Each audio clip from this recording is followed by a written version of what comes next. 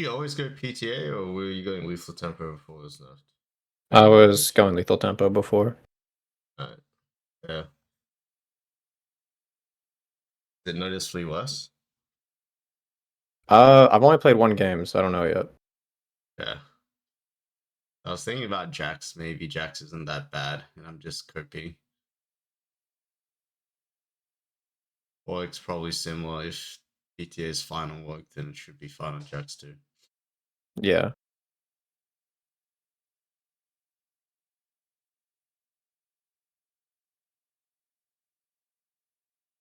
I ended up going back to the build that I used to do with PTA instead of the on-hit build because I don't think on-hit works as well.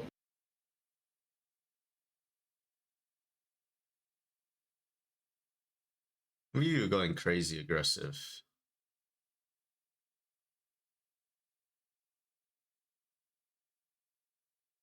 Wait, let me see this sequence real quick. North's Rome cross map. Flash.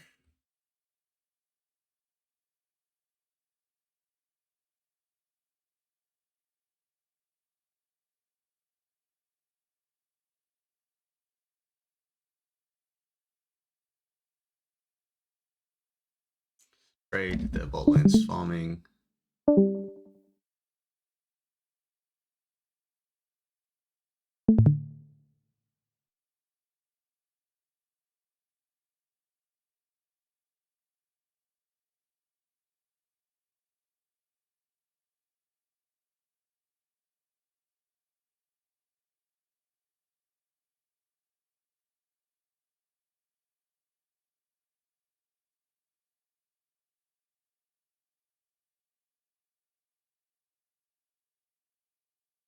Nice. Am Yeah, I I think trying too hard to go for Draven there? no.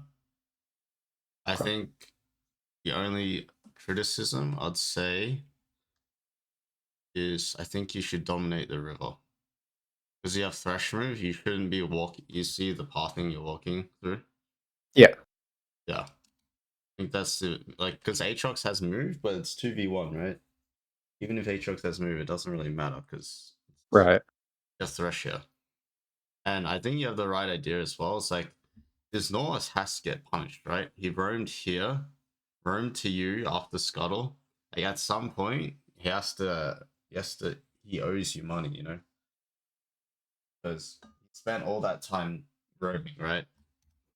You get punished. So and Volibear too, right? Volibear's been like looking top and bot permanently while you've just been, you're like, after the Scuttle situation where you had to flash and you ran away, he was still looking for pretty inefficient ganks. So I think this is the right timer. It's just the wrong approach where you need to be attacking from river, I think.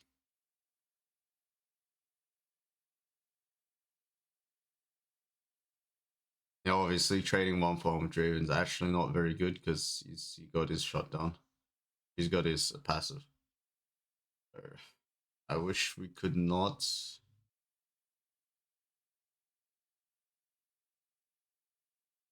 Ideally, I think you just abuse Thresh Lantern and just start channeling your E Right. now. You have to assume this guy is gonna lantern you or has lantern.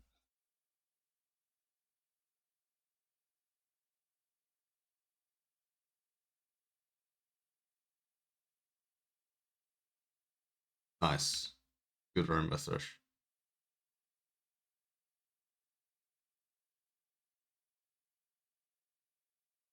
Okay, I think this could have made the difference too in this scenario.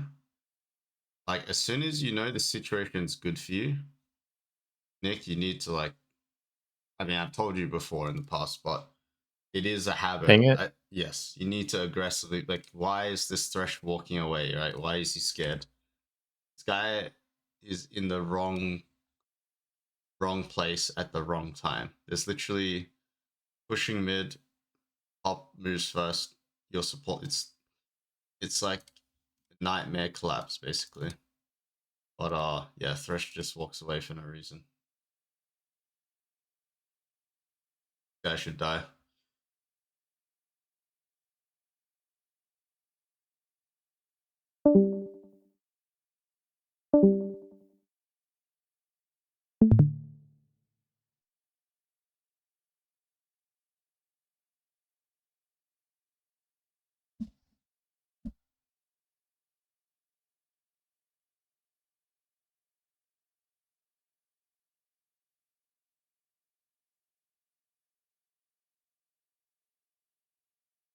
Nice. This is a really good timer.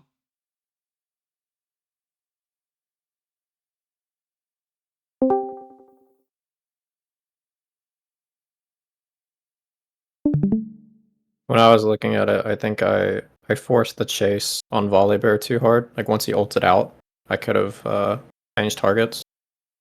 Yeah, I agree. I think this fight's really good for you guys still. Yeah. If you just like you said, you would as soon as you see how they react, and you play off their Mhm. reaction.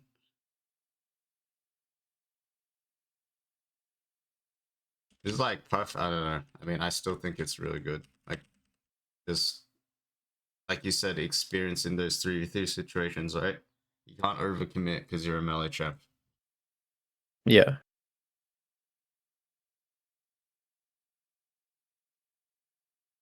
This is like perfect timing. I mean, it's not ideal because Aatrox can move first technically, but the fight shouldn't last that long anyway. It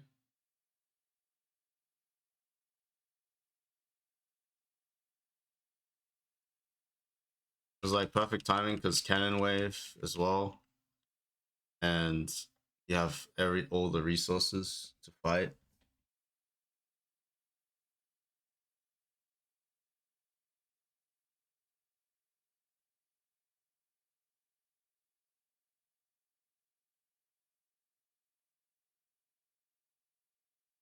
Yep.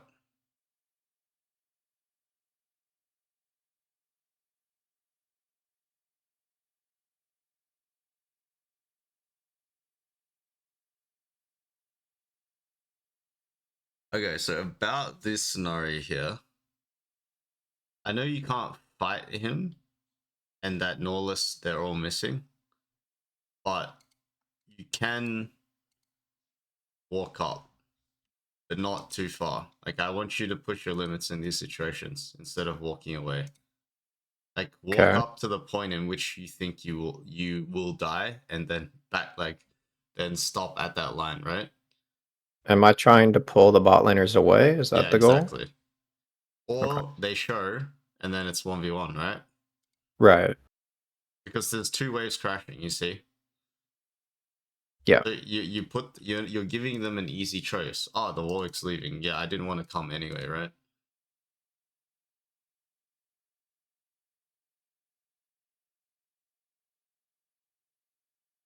Sure.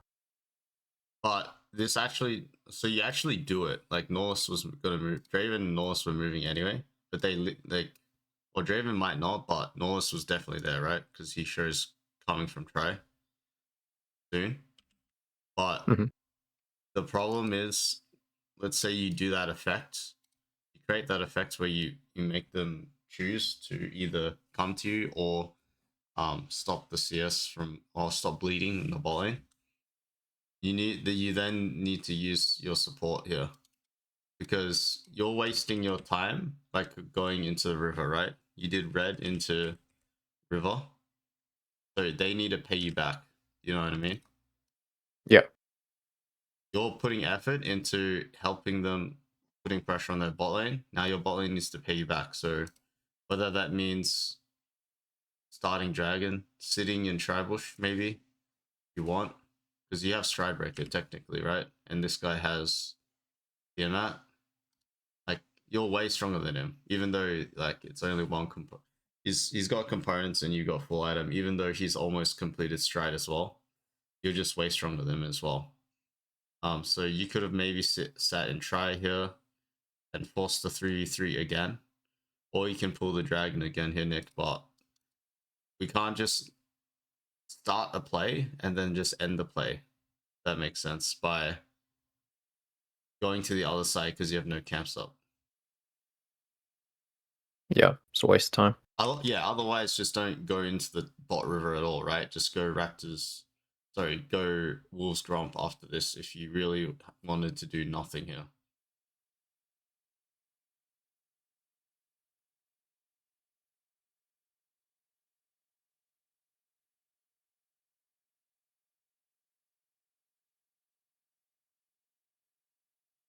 Nice.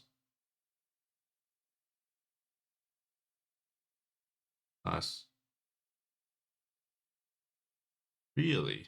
This felt a little forced. Because, like, I knew the Aatrox knew I was there since I strode on the minions. Yeah. And I was like, I'm already here. I don't think this is that bad. Like, I think this really comes down to like knowing your limits here. So you actually you're winning the trade, right? Like here, as soon as you dodge the Q3, you're winning. Now you just need to not tank the tar shot, and then after you not tank the tar shot, you need to do the same thing you just did before, right? Dodge the Q3 with your Q.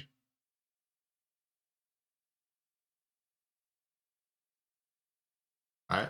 Like we need the deja vu again, where you don't even have to ult here, you literally dodge the Q3 again.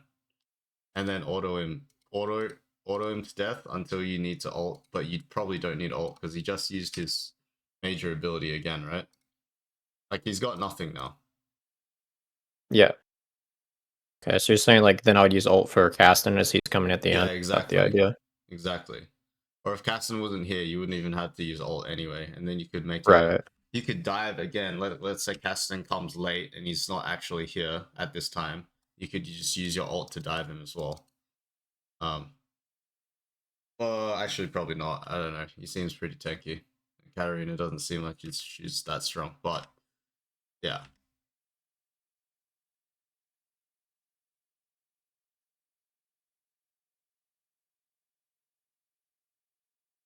I think this mainly comes down to um what abilities you're looking for to be on CD. What makes them useless? Useless. What makes them useful? Right. What makes them a natural threat?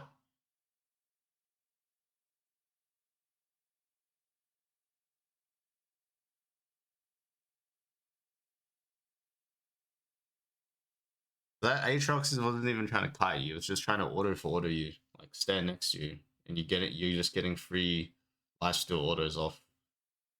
And you can guarantee dodge his main ability every time. So like he's just hard counted in that scenario.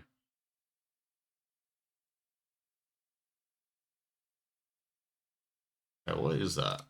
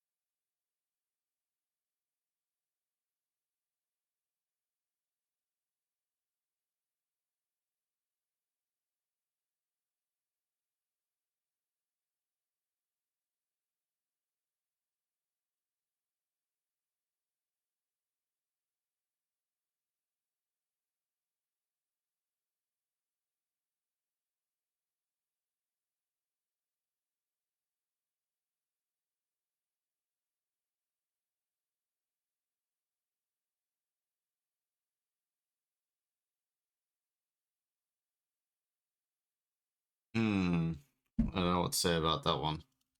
The only thing I could really take away from it is to not kite away from the lantern initially, so that way I could have clicked it earlier. But Yeah, after they warded it, yeah. You should be expecting the lantern, basically. yeah, That's really good. Oh, seems to be a common thing for me this game of not thinking about Thresh Lantern. I mean now the game is ridiculously snowballed. You got double assassins versus Casson, who's too tanky to get one shot because he's got Archangel stuff. I think now it's just like extremely hard. Like I think the main takeaway is so like we talked. I mean, the last time I reviewed was like a while ago, probably more than 2 weeks ago, right? Yeah, this is my first solo queue game in like 3 weeks. Yeah, I think the biggest takeaway to implement is so we talked about mechanics a long time ago about like improving your ability to skirmish. I think it's still the same thing, but like to be less general, I think it's like what you said, right? You need to think about major abilities on other champs because you already know how to play your champ. Like better than anyone here basically, because no one here plays Warwick, I'm pretty sure. So it's not about your champion mastery per se. It's about how your champ interacts with other champs, right?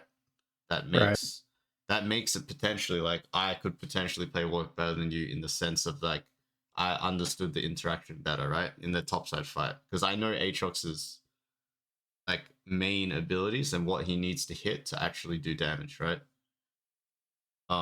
Or like to be useful. But if we're talking about pure mechanics, you're going to be much better than me because I rarely play this champ. So the key is to understand like your interactions with the champ and obviously your teammates' interactions with you, right? I think Mhm. that's something to be more aware of and like be not actively thinking about because again we talked about that before about overthinking or like tunneling, Right. but just to be just collect more experience by being more aware of it, right? You just need to collect more experience. Like, Aatrox is actually really weak when he misses his Q3, right? Or he just autos me for auto, right? Instead of using his abilities and kiting me, you know?